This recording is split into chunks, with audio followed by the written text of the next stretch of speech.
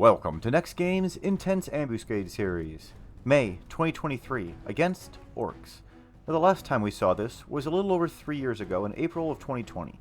Now, there's been no changes since that time, but it's been quite a while since we've seen this one, so let's go over what's involved in both solo and party strategies. First, key item acquisition. Now, you may find it difficult to know what that is this month, as due to a bug, there is simply a period in place of the quest and description. I can say though that I've confirmed it's 1 orc kill for your first run of the day, and 3 orc kills for multiple runs in that same day. I like to use Survival Guide Warp to Junger S to find orcs nearby that I can kill quickly for this quest. I'll also note that the monthly objectives are also messed up this month, and I've confirmed that they are opening 3 Gobby chests, the Chocobo race, a Walk of Echoes win, and defeating the HTMB run of the Shadow Lord. Now onto the run itself. I will first go over the solo strategy, and then show the party strategy and run that I used 3 years ago when I took this one on. Now, in regards to a solo run, unlike most months, many players should be able to manage a normal win this month rather quickly. Now, I was averaging 5 to 6 minutes per normal win in my runs today, so it's definitely one of the easiest months for hallmarks in a while. Now, this month, the fight is against 3 orcs on the normal difficulty and lower, and they add up to 3 more additional orcs on the higher difficulties. Now, in the normal difficulty and below, you will see a Crusader, who is the main mob, and a Paladin, he should be saved for last, a Pugilist, who is a monk, and a Warlock, who's a black mage. Now, the Warlock is who you should take down first, and will cast spells that really don't hit for that much on the normal difficulty and lower, but does eventually use Chain Spell, and the main risk there is this mob has access to both Death and Sleepga. So if at all possible, I recommend bringing a job that can silence the Warlock. Now, I subbed Red Mage in this example and was able to silence him right away. Do know that it is entirely possible to take down the run this month without having silence, as I did it several times today, but you're always going to run the risk in those runs of a Sleepga slowing you down, or one of those death spells taking you out in the rare instance that he uses it and you have hate. Now, after he's dead, switch to the Pugilist. He will use 100 Fist, so if you're in any way worried about that, make sure you let your trust tank it. Now lastly, there is the Crusader. He will use 3 main moves: Manic Dance, which is single target charm, Veil of Chaos, which is an AoE damage knockback ability that will also inflict a short amnesia. This also is going to reset hate, so keep that in mind. And then under 25%, he gains access to a third one, which would be Veil of Disarray, which is an AoE damage, stun, and will also reset hate ability. Now, on the plus side, even on the normal difficulty, I find much of those abilities and spells don't hit you or your trust for very hard. Due to this, I recommend a usual trust setup, with trust setup to cap your haste, a few to cure you, and then fill in the remaining positions with tanks. They will make it so that you don't get hit with any of the single target cure spells and make this entire run rather trivial. Now, I successfully did this today several times using just ArcEV as my tank. But you can also use 2, such as ArcEV and August, as you see me doing here, if you're ever concerned with one of the 2 dying. Now, with my usual hate reduction ninja abilities active, I was able to go all out in all of my runs today and never fell victim to a charm or death. Now, this should work for most damage dealing and tank jobs this month, so go ahead and give it a try. Enjoy the rest of my solo run, and then I'll go into detail on how the party strategy differs.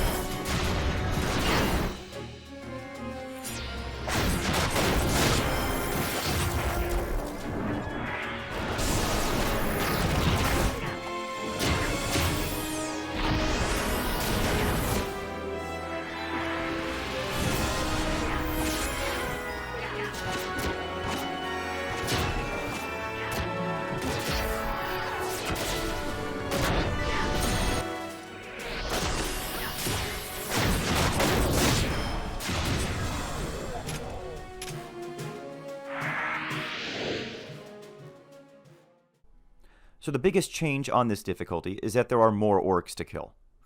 There is a pugilist, who is a monk, a warlock, which is a black mage, a duelist, who is a rune fencer, tamer, who is a beastmaster, and reaver, who is a dark. The order I suggest you do them in is to start with the black mage. He usually lags behind when the tank pulls the mobs to start it, and it makes him easy to separate and take down. He's also the most dangerous with his AoE moves. Next, I'd recommend moving on to the duelist, as he can also cause problems. The main thing you need to watch for with the duelist is he commonly will have shock spikes up, which will make him the slowest of the 5 to kill. Get in your weapon skills in that short window after you are no longer stunned and before you swing. Next, go to the tamer. Now it is critical that you do not kill the heck dice and instead just silence it at the start, as if you do kill it, the tamer will charm your group during this fight. After the tamer is dead, the heck dice can be killed, and now move on to the reaver. With him, you need to pay close care to make sure he does not have dread spikes up. If you're on a multi-hit job such as ninja, thief, or dancer, you can quickly kill yourself if this happens. Lastly, work on the monk. This is definitely the most challenging mob, one-on-one, as his 100 fists combined with his counters can strip all your shadows and all of your hit points in a single round of attack, so take him out as quickly as you can and be careful. After they are all dead, you want to stack all of your melees behind the boss and go to town. He will invincible at 75, 50, and 25%. If the main boss gets an orange aura around him, he has access to his charm move. If this happens, someone must immediately weapon skill him from behind. We were using our bard to do this since our DDs were busy taking down the other mobs. For this fight, we used Brabian on Rune Fencer, Aether on Dragoon, Fruit Cups on Corsair, Lithinde on Bard, Chimax on White Mage, and myself on Ninja. The rune will start by grabbing the boss and running towards the start. The 3 damage dealers will run in and get to work on the Black Mage. The Bard will sleep the adds, and the White Mage will silence the heck dice at the start. Now on this particular run, the Reaver for some reason took a liking to Aether, so he wasn't in range of the Bard to get slept. This isn't normal, but if it happens, have your strongest tanking DD grab it until it's its turn to kill. Let's see how this run goes. Enjoy the fight, everyone.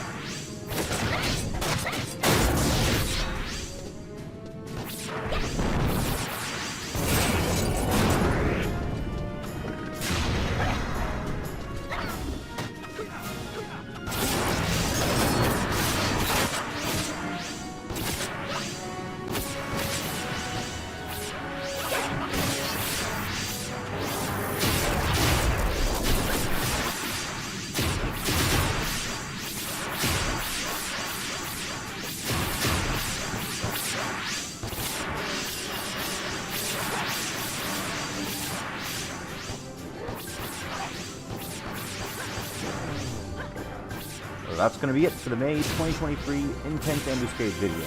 I hope you found that helpful. If this is your first visit to my channel and you enjoyed the content, please be sure to click the subscribe button under the video and the bell icon next to it to be notified when my future videos are released. Thanks so much for watching, everyone. We'll see you next month. Stay safe and stay healthy out there.